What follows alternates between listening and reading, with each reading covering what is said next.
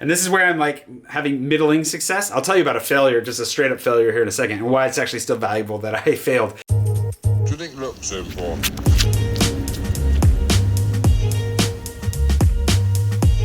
Good morning. It's Monday, at least as far as I'm recording this video goes, and today I wanted to talk a little bit about 5 ways that I've managed to change my habits in the last couple of months. One of the things I've been trying to get on top of is actually making some improvements in my life that have been kind of tricky for a long time, and only harder because of pandemic life, as one would expect. And I figured I'd make a video about how I've been doing that. I've talked a little bit about Atomic Habits, the book by James Clear that I've read, that a lot of people have read, that is very popular and for good reason. It's really recommendable. And what I'm gonna be talking about today is what I've taken from just the first portion of that book. I actually put it down to try and apply as much as I could from what I was learning for the last month. So I've only gotten I think 30% of the way into the book itself. So I'll probably come back to this later and revisit it. And there is of course a link to the book below if you're interested in digging deeper. This is gonna be my take on it, so it's also not going to be like word for word the way that he puts it, but it's how I've understood it and applied it to my own life just in the last month and a half. And I would highly recommend that you read it, give it a try. And of course it is an affiliate link, so if you want to support the channel, that is just a great way to do it along the way, and anything else you buy while you're over there is awesome. Otherwise, support your local bookstore and buy it directly from whoever you can. Today, I definitely recommend the book. I'm gonna go over the 5 things themselves and then how I've applied them and then what the results have been. So without any further ado, here are 5 ways that I've managed to change my habits successfully over the course of the last month. Number 1, habit associations. This goes into operant conditioning, and he talks about it in the book, which is really interesting as far as the psychology of this goes.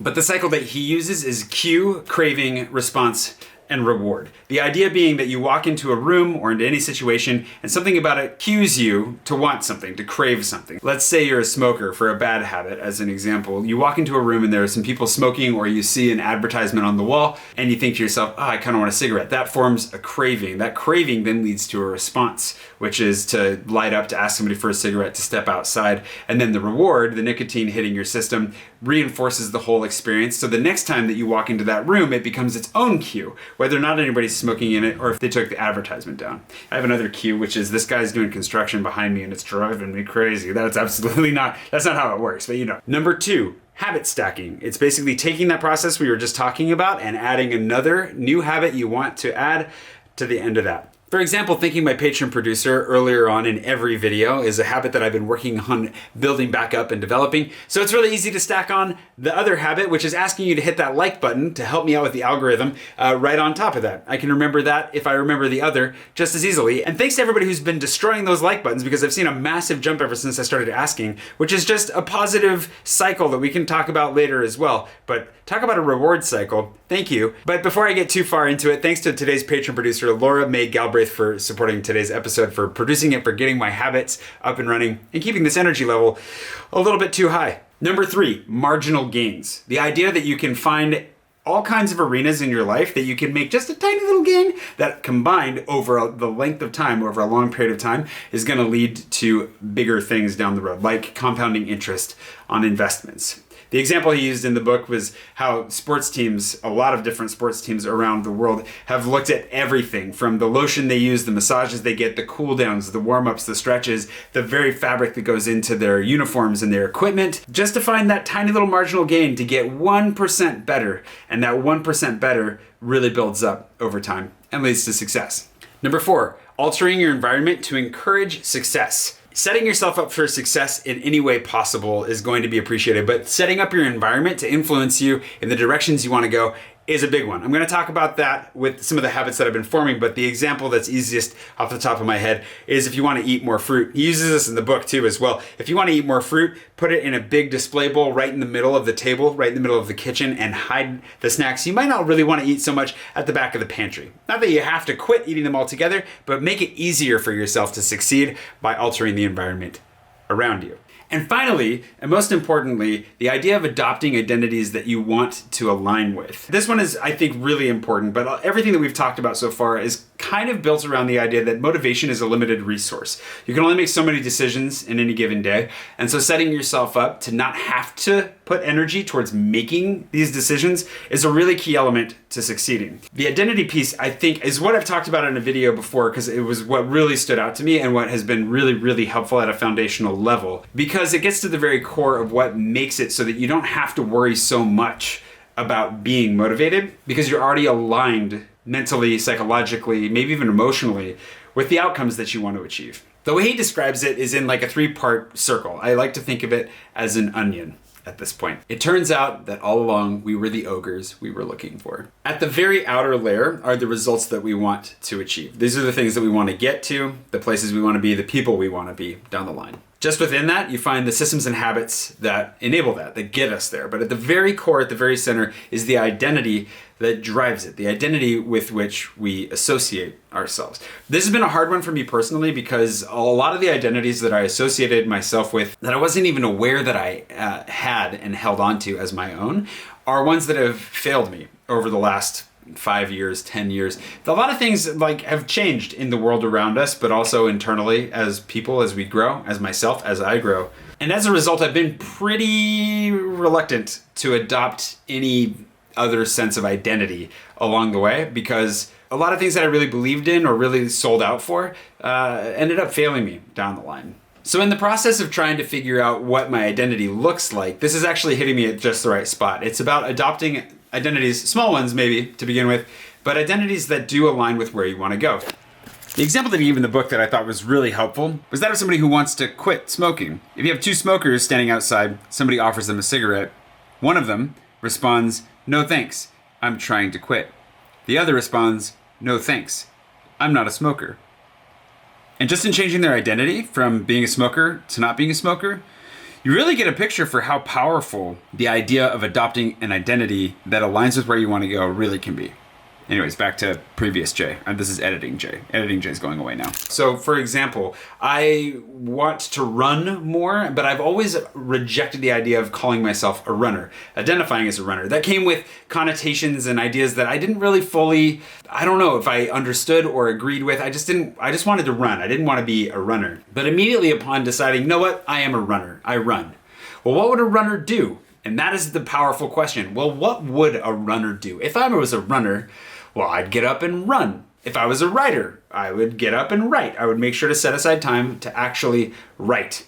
And if I were a YouTuber, I would ask you to support me over on Patreon, because it makes a huge difference. And thank you so much to all my patrons for supporting me. But I'm jumping ahead of myself a little bit. Those are the 5 ways that I've been able to change my habits over the last few months. Now I want to talk about how I actually applied those to my life. What are some of the habits that I've been wanting to adopt or to change? I've recognized that getting up earlier tends to be something that's very beneficial as far as getting work done, getting my runs in so that the rest of my day carries on. I was running with a running group a little bit over the summer, and every time I went for a run earlier in the day, like a really early run, and I got home and I showered and I started my day, Paris, the city I live in, was barely even coming alive at that point. So I felt like I was way ahead. Then I started listening to some podcasts and reading some books like Why We Sleep, and I realized that the reality was I was also feeling better on those days when I got up earlier, but especially when I got up earlier consistently. Like this morning, I actually woke up before my alarm, and that may be a result, so we're getting ahead of ourselves again. So that was one of the things that I wanted to improve. I want to get up earlier. I want to run more consistently. I've already been running a fair amount. I managed to get to the goal of running 600 miles last year. That's another goal that I would like to hit that again this year, but I recognize that I need to put on a little bit more mileage for 2 reasons. One, I can run farther than I tend to, so I want to push myself to do that. I want to run greater distances. I'm not necessarily concerned with going faster at this point, but I want to make sure that I'm out there and putting on the miles. And the second part of that is that I got injured last year and had to struggle to make that 600 mile mark. Like, it was really hard at the end to get enough miles to cross the line. So this year I want to front load a little bit. So if I have to take a break for whatever reason over the course of this year, I'm not off too far from that annual goal. But I want to run more, a little bit more, and more consistently. Both in terms of like cold and in tiredness. After about the first mile, they're pretty good. Like, you really wake up, blood is flowing, dopamine hits, and you're just like, you know what? Life's pretty good. And it is pretty good. Crazy how much of a difference getting up and running first thing in the morning. It's I don't want to say it's life-changing, but it feels like it's one of the elements of the last couple of months that have definitely been life-changing. I also want to, I need to get a little bit of upper body strength back, so I want to be doing some push-ups, some planking, I want to be stretching, I want to actually, use my body a little bit more. I'm not going to go so far as to get into a full body workout, but I do want to at least be using my body in a way that gets me ready to jump into the gym as soon as I feel comfortable and gyms are also, legal again. So here's how I applied those 5 things in a variety of ways to accomplish most of what I set out to do, and consistently. And I'm really sorry about if you ever hear any drills over here and I don't catch it, or it's not as loud as it was in the past. It was pretty bad this last week, so I'm not going to complain too much. Let's talk sleep, because I think sleep is one of the most important things that I've been trying to work on. Sleep and rest, actually taking time to recover, which, thank you to everybody who sent me notes wondering where the heck my vlogs have been.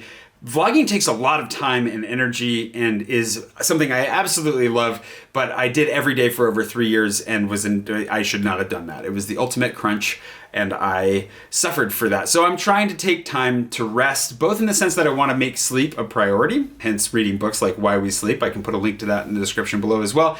But wanting to also make sure that I give myself time and space to be bored, because I believe creativity does spring from a sense of boredom, something I want to explore more in videos to come. But I think that really giving myself a little bit of space and time to let my mind wander, my creativity flow, and just let some problem solving happen in the background while I do something dissociated or manual, like drawing. I've been drawing a lot lately. I just want to find some ways of really relaxing. The first component to that, of course, is sleep. So if I know that you want to have a consistent amount of sleep, you want to have a generous amount of sleep, and you want to treat it with the utmost respect to get the most out of it, what are the things that I've been able to do based on those 5 things we were just talking about to sleep better?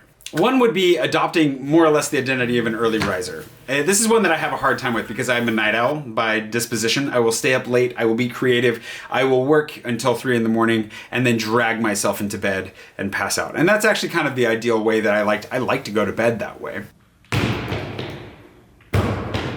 But that also led to some kind of depressive episodes, and I think that it was actually pretty difficult to find the right balance with that, because you can always go to bed a little later, which then kind of requires you to get up a little bit later. And all of a sudden you're on this weird shift where you're waking up at 1 p.m. and going to bed at 4, and yeah, it's not really where I wanted to be. So adopting the identity of somebody who got up early and giving myself a lot of things that I wanted to accomplish in the morning as motivation was part of that. The first thing was really just setting my alarm earlier and earlier for a couple weeks until I was getting up at 7:30 every day. And that was painful. It took a while and it was not fun.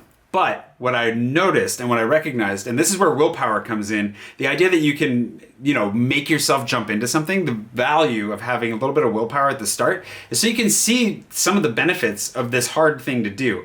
And only after a week, maybe 2, but I think a week of getting up earlier, I started really feeling the results. I was more awake earlier, my attitude was better, everything was a little bit sunnier. Not literally, it's been really gray lately, but in my brain at least, everything felt better. I was a little bit more productive, and though it was hard to get up in the morning, after a few days of noticing my mental health was improving, I felt a little bit of a better sense of clarity, my motivation was coming back.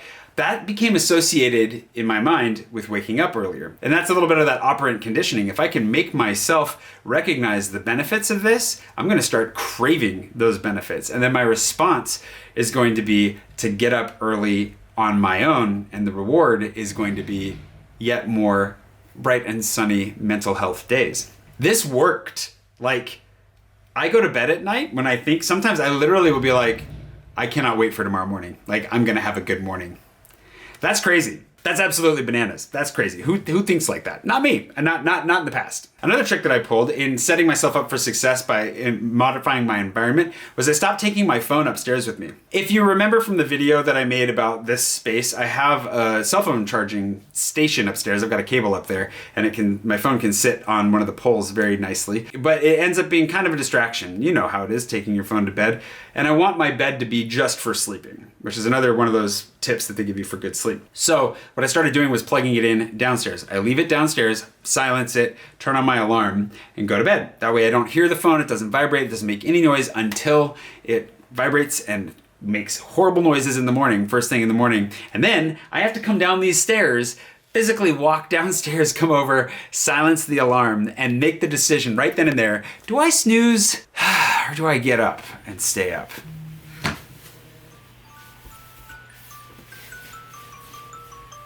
And this is when that association comes in handy, because then you remember, well, if I stay up, I'm gonna survive. For one, I recognize that this is gonna be difficult, but it's gonna get better.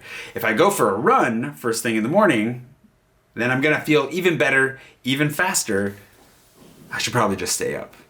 And boy, that is how a habit is founded. That's how a habit is changed right there. Like, you really, all of a sudden you're waking up early consistently. And even though I allow myself to sleep in without an alarm, like on Saturday or Sunday, yeah, I do feel better when I'm getting up early. So the marginal gain on that, of course, was setting the alarm earlier and earlier until I was getting up about where I wanted. And then the habit stacking was what I just alluded to, which was go for a run and then eat breakfast. Because I've not been eating enough in the morning, which is why I'm often hungry like all day. So I started buying eggs, started making myself breakfast. Sometimes I fry them, sometimes I scramble them.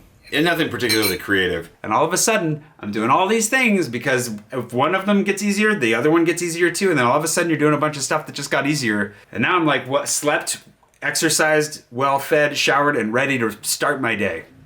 Yeah, it's awesome. So speaking of fitness and going for runs, one of the other ones that I started doing is that the associations aren't always so direct. So like, I wanted to start doing push-ups again because I've like pretty much lost all my upper body strength thanks to pandemic life and, you know, just whatever. I don't know what to blame exactly. So let's just, we're not where we want to be. Let's move to where we want to go. But I can never make myself do it really consistently around running. For whatever reason, I would try to like do push-ups before I ran or after I ran. And honestly, like sometimes the mental effort to just go on the run is all you've got. And just getting out, going for the run, and then when you're back, you don't want to do any more. That's where I'm at right now. It used to be that I worked out for 45 minutes and then went for a run back when gyms were a thing and I was in the States. It's just not the way it works here. For whatever reason, mentally, I have a hard time with it. So to get myself back into the flow of doing push-ups regularly, I used the sentence structure that he suggests within the book to create a new habit in this association and stacking game where you say, when I blank, as specifically as you can, when I thing, then I new habit. So the way that I put that in there was I said, when I refill my water pitcher, I do push-ups. And that's it. And it worked. I have to refill my water bottle. My water bottle is not in, I have a water, like a, half-liter water bottle that I refill a few times a day. So when I refill it, the Brita water filter that I bought, because my buddy Pushan's got one and it's awesome, and it fits in my fridge, which, is a feature in and of itself because I've got a tiny fridge. It takes a long time for that thing to fill up. It's really annoying. So I'll pour some water into it, which is also annoying because it's too big to fit under my faucet. But as I pour some water into it, I figured that was the perfect time. I love not wasting time. I love being overly efficient on stupid things like this. So while the water is slowly draining into the main pitcher, then I go do push-ups. I started with 10 push-ups and then I applied that 1% marginal gain to that, which was more than 1%, but I just added one push-up per set every day. I didn't really want to film myself doing push-ups, but I guess at some point you're just gonna have to, prove the point. Also, filming push-up form, slightly different than I would normally do it, so I don't crush the camera, but again, could be worse. It really does help with the blood flow though. I mean, I feel like I'm getting my energy levels back up just by exerting myself a little bit. So if nothing else, even if push-ups aren't the most useful exercise, unless you're Batman pushing a log off your chest, helps with the mental attitude at least. So I started with 10, and then the next day I did 11, and the next day I did 12. So I ended up doing like 3 or 4 sets of 10, 3 or 4 sets of 11. You see how it goes. And over time now, today I did 28, right? Per set, I'm doing 28 push-ups today. And so every day sucks about as much as the last day, but then you realize, oh my gosh, I'm almost doing 3 times as many push-ups as I was when I started. Oh, you see the progress. Now, the trick to stacking on that is when I want to stack, and this is where I'm having middling success. I'll tell you about a failure, just a straight up failure here in a second, and why it's actually still valuable that I failed. But the middling success is in trying to plank at the end of the push-ups. I'm like, okay, so when I do push-ups, I plank at the end. And thinking I'd start with 30 seconds and work my way up from there. I'll get there. I don't even really think about it. And the one that I really don't think about is stretching. I want to stretch more. And so the sentence that I built for that was, when I shower, I stretch. Because again, I'm not thinking about stretching when I get done running. It's just not I got to work on it, and I got to work it in somehow. So you try to find the spot that you're going to be most successful. That's the whole point. It doesn't have to be directly associated. It's just like, when are you probably actually going to do the thing associated with that? Showering seems like a great time to do it. And maybe I need to try something else because it's clearly not working as well as I want it to. The benefit is that even though often I don't remember till I'm in the shower or till after I've showered or till I'm talking about it right now, is that I can stretch while I'm talking to you right now, a little bit at least. And then I'm stretching more because I'm thinking about it. I'm like, I forgot to stretch 5 minutes ago. Well, I might as well stretch now. So I am stretching more. Not as much as I want to be, but that's the point. I'm going to get there. Does that make sense? Everything that I feel like this makes great sense to me, and it's making a huge difference in my life already. So let's go over some of those, some random other little things that I'm doing that have been very helpful, that aren't directly associated with what we've talked about, along with some of the knock-on effects of what I've been experiencing through all of this. Random stuff that I've been doing as well, because I want to be a more organized person. I want to make sure that I'm a better manager if and when I need to manage people. Again, my team is slimmed way down, but it will grow again. Is that I leave on my second monitor, I have this second screen, I leave Asana up, which is the to-do list app that I've used for a long time, and I've let it go and gotten it back, let it go, make myself actually use it. So I put it up so it's always in a second Chrome window up there, and then I added Notion as well for note taking and making sure that there's a place there for journaling, which is something that I've never been good at. Just trying to put it right there in my face so that I'm using it, and I have been using them a lot more, and I've been better organized, and that's been great. The knock-on effects of things like going to bed earlier and getting up earlier is that I'm snacking a little bit less, which I definitely need to do, and I'm drinking a little bit less, which during the pandemic I was having probably like 2 or 3 beers, not every night, but I would say I was averaging 2 beers a night for a lot of, especially the first lockdown, probably some of the second lockdown. So going to bed earlier removes a lot of time that's available for drinking and for snacking, and voila. All of a sudden, your drinking and boozing goes down a little bit because you're ready to go to bed at Grandpa's right old. You get the point. You end up going to bed and therefore consume less stuff. A couple of other knock-on benefits have been that getting up early means that I've gotten some of these amazing sunrise shots that some of you have very much enjoyed in my vlog that I never would have gotten if I was still getting up at like 9 or 10 because the sun has already risen, even in winter.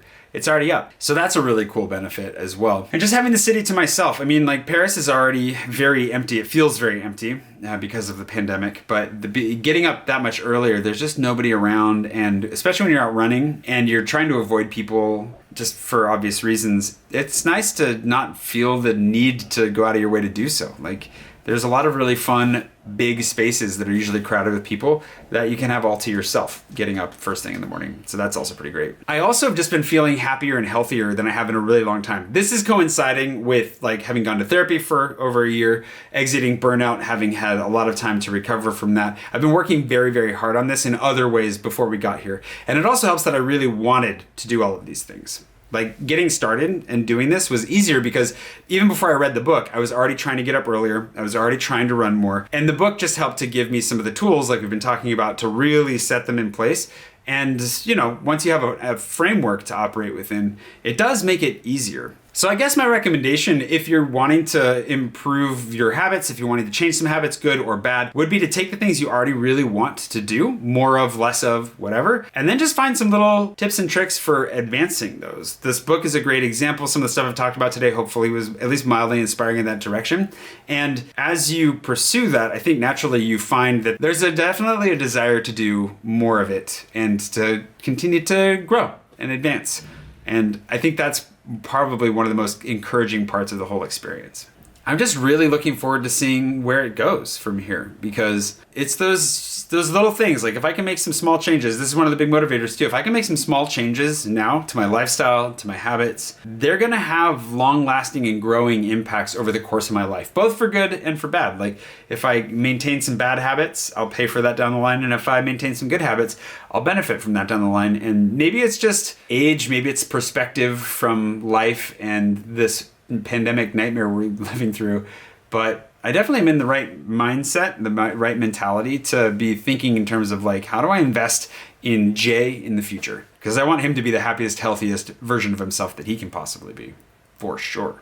If you like this video, I'm about to run out of recording space, so I'm just gonna end this right here. Please make sure to hit that like button. It's something that speaking of habits, trying to make sure that I ask as I go because it helps with the algorithm. It's a small thing that makes a big difference, so feel free to smack that like button right on the big old thumb. And I will see you bright and early tomorrow morning for probably just a regular old vlog from here in Paris. I vlog, most days, over the span of a year at least. I used to vlog every day. And yeah, I'll see you bright and early one of these mornings sometime soon. In the meantime, I hope you're doing well. And yeah, stay safe, stay sane, stay warm. And if you've got a little bit of extra energy today, maybe check in on somebody that you care about just to see if they're doing all right too. And I'll see you tomorrow.